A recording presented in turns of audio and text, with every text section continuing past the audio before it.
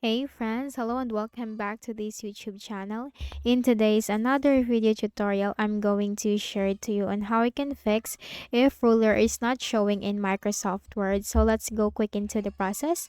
So let me just quickly open my Microsoft Word document. And as you can see on the top, for the horizontal ruler and the vertical ruler, this is not showing. Okay, so how can we easily fix that? Do not worry. Just simply look at the ribbon at the top and you will find all these tabs. Now click on view and here you will find ruler. So to fix this issue, all we have to do is to enable ruler. So to enable it, simply check it and there you go. You have now the ruler for your Microsoft Word, both from horizontal and the vertical ruler. And that's it. That's how you can easily fix the issue. So I hope this video helped you. Kindly please do not forget to hit the like button and subscribe to this YouTube channel for more tutorials like this. Thank you for watching.